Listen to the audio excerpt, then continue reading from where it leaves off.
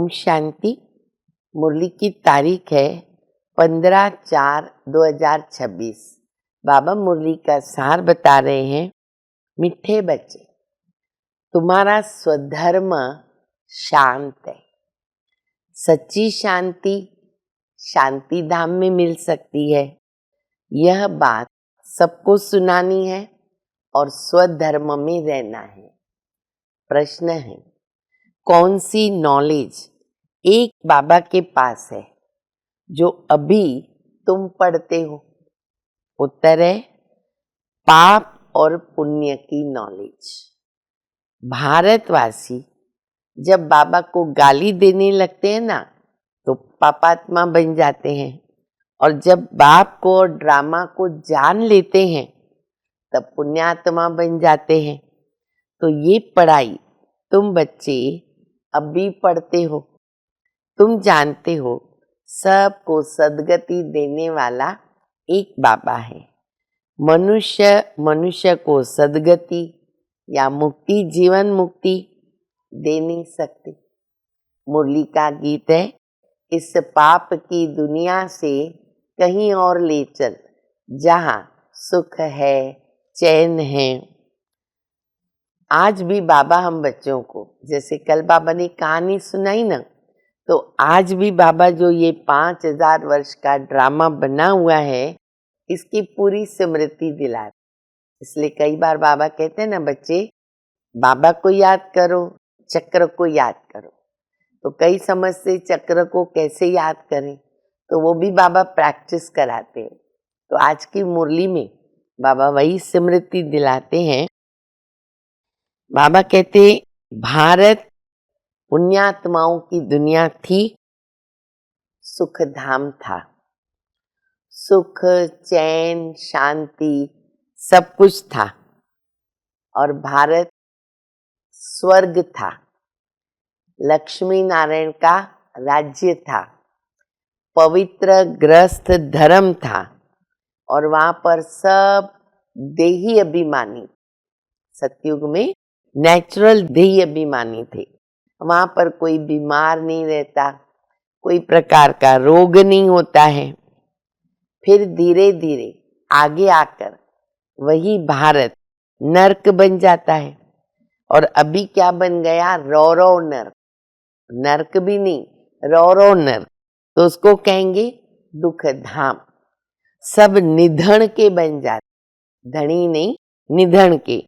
इसके लिए लड़ाई झगड़ा, मारा मारी, क्योंकि टोटल दुनिया में रावण का राज्य है, और देह अभिमान के कारण सबके अंदर काम, क्रोध, लोभ, मोह, अहंकार सब कुछ है।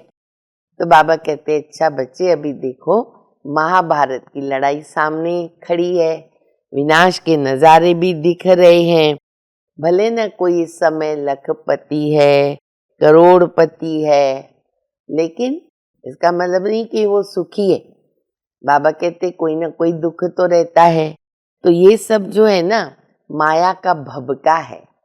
कोई दिवाला मारता है, कोई बीमार होता है, क्योंकि सबके ऊपर अभी ना राहु का ग्रहण बैठा हुआ है। राहु की दशा है, राहु का ग्रहण है। इसीलिए कहावत है, दे दान तो छूटे ग्रहण। जब तक दान नहीं दिया, ग्रहण नहीं छूटेगा। फिर बाबा याद करा रहे कि कहते हैं न्यू दिल्ली, पहले ओल्ड दिल्ली थी, फिर एक एरिया में बनाया तो उसको कहा न्यू दिल्ली। बाबा कहते इस पुरानी दुनिया में न्यू दिल्ली कहाँ से आई? न्यू दिल्ली तो सतयुग में होगी, न्यू वर्ल्ड में होगी, वही जमुना का कंठा होगा। गवर्नमेंट जो स्कूल में पढ़ाती है ना, बाबा कहते वो तो अधूरी हिस्ट्री है। हम सब ने भी तो पढ़ी ना। तो कौन सी हिस्ट्री है? द्वापर युग के बाद इस्लामी, बौद्धी आदि जो आते हैं, तो वहां से हिस्ट्री है।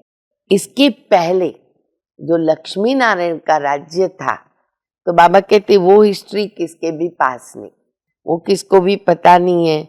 तो ये नॉलेज तुम बच्चों को सारे कल्प में एक ही बार मिलती है, संगम युग पर। बाबा से ही मिलती है अभी, पहले तो हम भी नहीं जानते थे।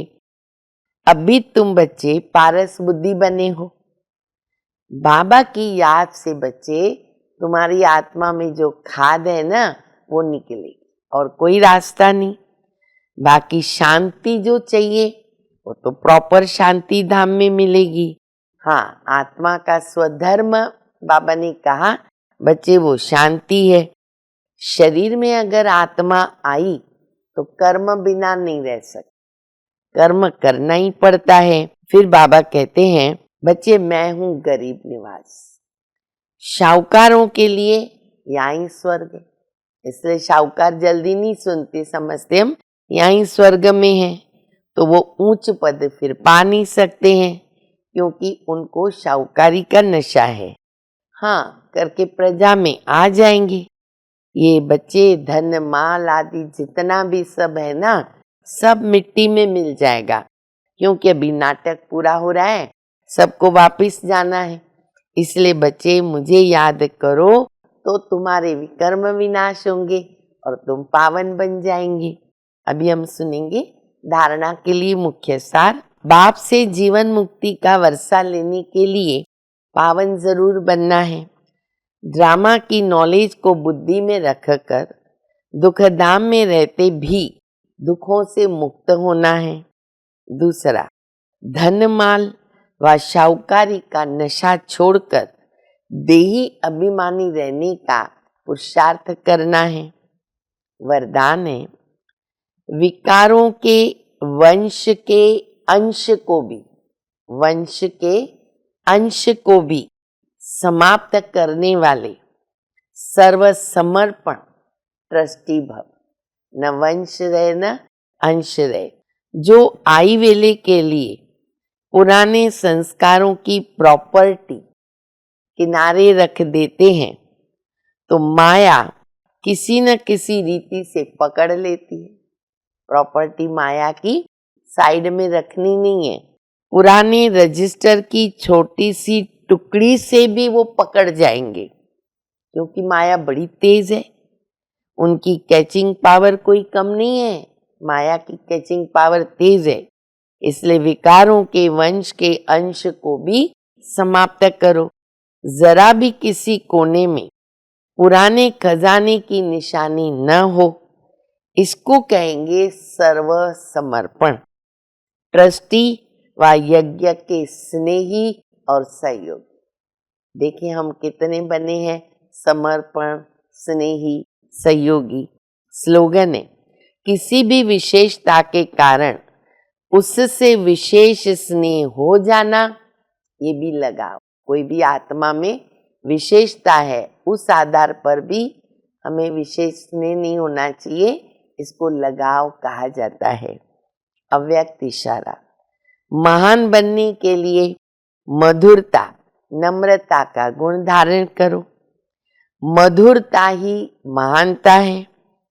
इससे मन और मुख का कड़वापन समाप्त हो जाता है। क्रोध अग्नि शीतल हो जाती है। बाप दादा अपने हर बच्चे को शीतल देवता बनाना चाहते हैं, इसीलिए मधुरता के गुण को धारण करो। आपका मुखड़ा भी मीठा हो, मधुरता के गुण से भरपूर बनो। जो भी संपर्क में आवे उसे मधुर बोल और शक्तिशाली दृष्टि से भरपूर करो। अच्छा, मीठे मीठे सिकिलदे बच्चों प्रति माता पिता बाप दादा का याद प्यार। Good morning. रूहानी बाप की रूहानी बच्चों को नमस्ते। हम सभी रूहानी बच्चों की रूहानी माता पिता बाप दादा को याद प्यार। गुड मॉर्निंग, नमस्ते नमस्ते, शुक्रिया बाबा शुक्रिया। ओम शांति।